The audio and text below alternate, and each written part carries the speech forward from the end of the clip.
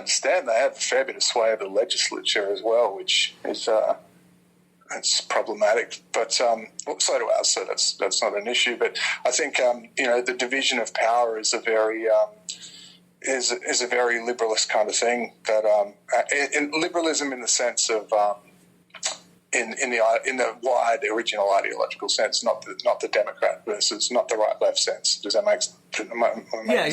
Yeah. So that original idea of liberalism, I think spreading power is essential. You don't want centralist power, so it's a little bit surprising that the biggest democracy on earth centralizes its power so drastically. Right. I think irrespective of what side of politics you sit on, if you even believe in sides at all, I think it's we can look at the construct of it and think to ourselves that is a little bit strange when there's so much pride in democracy that we're so keen to centralise power in one place. And we're seeing you see in various ways with every president, you're going to see how that sort of manifests itself. It just gets a bit more entertaining with some. Well, yeah, and absolutely, and also with Tom Wolfe, he was so ill. He had cancer, and he never fully recovered from it, and he is on so many medications, so many psychotropic medications daily that they just pump him full of drugs. You can't trust it, or is this somewhat conjecture? Yeah, they pump him full of drugs daily. And they stand him up. And they stand him up every day to speak in front of a camera, That sounds like a president we once had. Oh, John Kennedy. John Kennedy did the same thing. And the other one that was always in a wheelchair. Oh, yeah. What was it? Polio.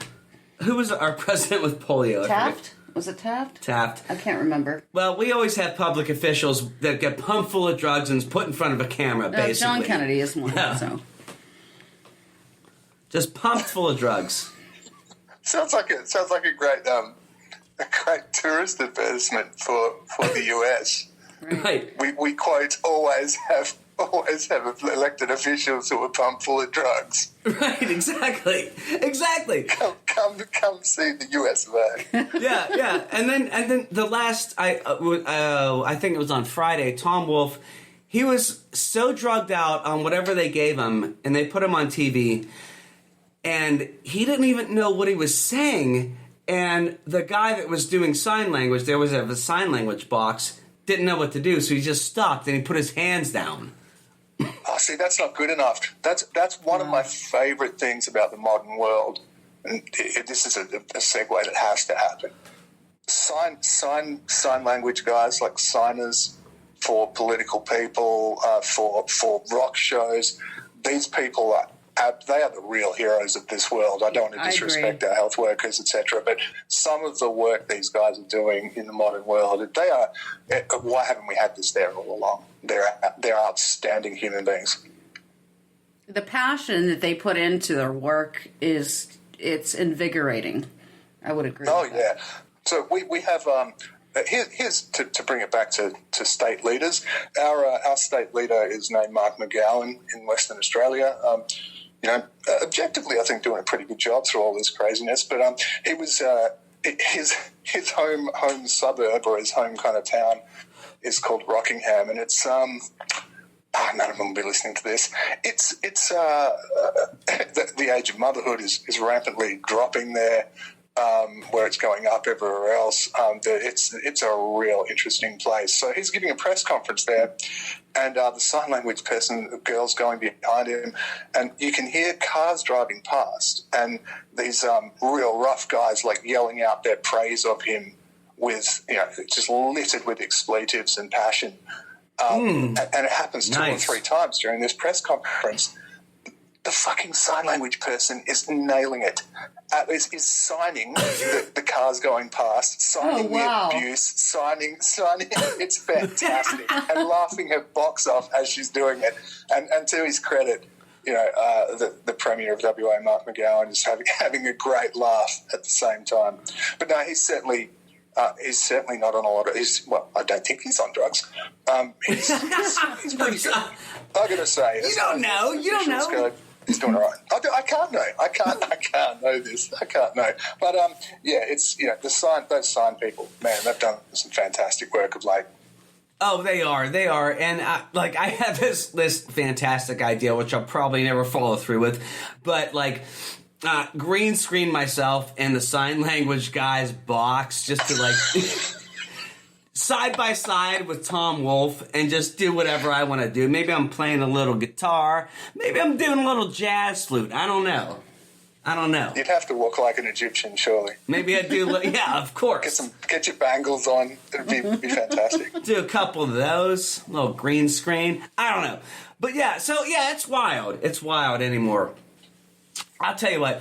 And tell me more about Tom Wolfe, because you've spoken a lot about him. I think it's been for us over here, because obviously you have 57,000 states, and we have 6 or 7 or something like that. So it's an amazing kind of gallery of personalities across the United States, and where we usually wouldn't see any of them, or we'd see very few. We've actually been exposed to a lot more of them in our media down here.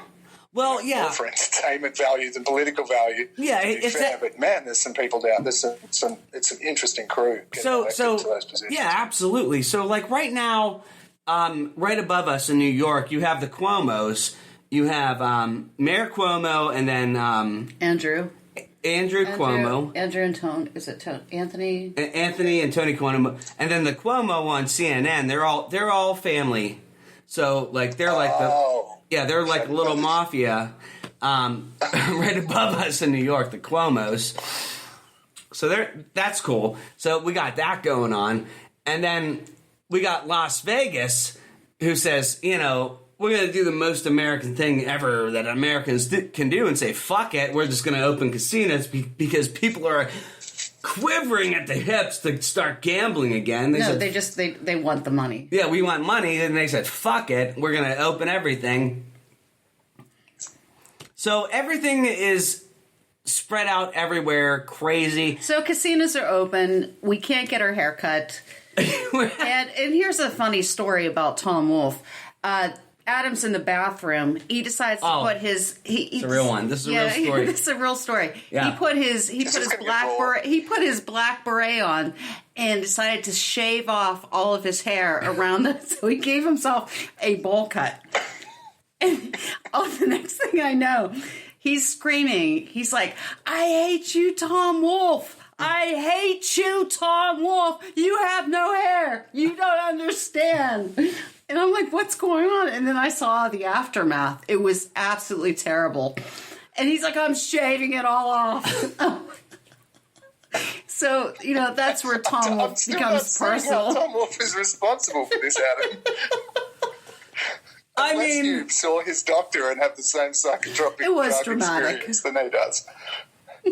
You gotta point a finger somewhere at some point, Has to be. I did not shave my hair off. No, you dear listeners, I did not shave my hair off. I corrected it. Now it looks good enough. And it does look nice. It's good enough. Dear listeners. But he had to go to somebody's basement. I did.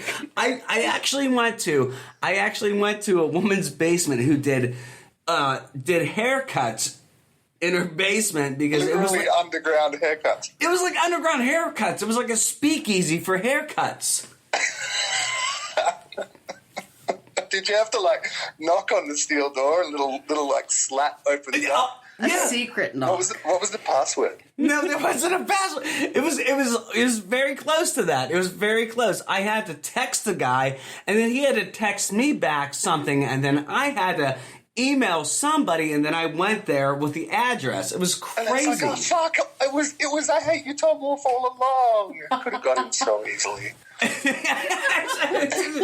Rip his mask off like Scooby-Doo. Tom Wolfe is cutting my hair. You bastard! Raeann touched on something before, and that's that led to this: a disparity of ideas about what should be open and what should be closed. And obviously, there's some advice being taken from medical professionals, but there's some advice being taken from money professionals in an overall economic sense. And I think when you look around the world at a town and what it's decided to open and close, I think it says a lot about that culture, and it says a lot about our persons, about who we are. I think you guys always, I think the gambling and violence is going to open up well before anything to do with sex. Mm-hmm. It's you can see it on your TV shows as well and stuff. It's only recently that the HBOs of this world have really started to bring you guys into the 21st century as far as, straight up fuck craziness on television. You guys are much more comfortable with violence and gambling, in my opinion, than you are with sex. What do you guys feel about that? Well, what was opened were grocery stores, so obviously Americans like to eat, and they opened beer distributors. Those are the only two things really open, except for medical hospitals, at least when we were in what they call the red zone. So we like to eat and drink. I think that's Tom Wolfe. Again, I do.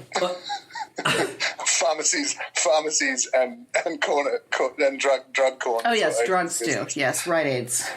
Drugs, alcohol, and food. Yeah, I mean that might be it. But yeah, I mean we don't there's only, I think, 2 states that have legalized prostitution. I think that's Nevada and I think somewhere else. How do we make that turn? Well, I mean, he mentioned it. Oh, that's right. You made a very quick turn, and B, you got the first one out way too quickly, and I feel like you're deliberately trying to make it seem like you don't know what the second state is, Adam. Oh, what's that state again? It's help me, Raeann. No, wait, don't help me, Raeann. Yeah, I'm not helping you. That one that I've never been to in my life, and I don't even know the name of it. You better not. There's 7 streets in Pittsburgh that seems to be okay. Liberty Avenue in Pittsburgh. I'm sorry. Oh, yeah. Oh, yeah. Liberty Avenue. Tell them about Liberty Avenue. Oh, my God. I worked. It's called Liberty Avenue. Liberty Avenue. I used to work on Liberty Avenue. I mean, at a trusted bank. But I would wait out there for my ride to go home because I worked a night shift. And the prostitutes would come in and ask me for the bathrooms because they said they needed what they called a horse bath. If they could borrow our bathroom, and we're like, no. And I'd just wait for my ride, and there would be men that would just stop and just kind of give a motion with their neck and get in the back, and I'm like, oh, that's disgusting. And so I stopped waiting outside. But my mother, I was just concerned for your transport options. My mom, she worked at the same place, and and she befriended all these women. She befriended all of them, and just she's like, well, they're really nice girls. They just have a tough time. But it was crazy. Fair. It was crazy. It was crazy. Yeah, that's a real bad place here. Do you guys have bad places like that? Not so kind of centralised. I think our governments tend to be wise enough to allow these things to spread, which are not spread as in multiply or spread as in legs, but spread as in diversified into different sections into different parts of neighbourhoods, because they see the potential impact if you cram it all, cram it all into one space. Yes. This is every word I choose is sounding completely wrong here. That's okay. But you know what I mean. If you kind of focus everything bad in one area, you create a bad area. If you have it kind of dotted around the place, you dilute, not diversify, dilute the impacts socially of these kind of things, which can work well, I think. So what kind of neighborhood do you live in? You said it was suburban? Totally sanitized suburbia. So, built a house here 5 years ago, and everyone else did too. The neighborhood all came up 5 years ago or so, it's just houses. It's kind of termed. There's a term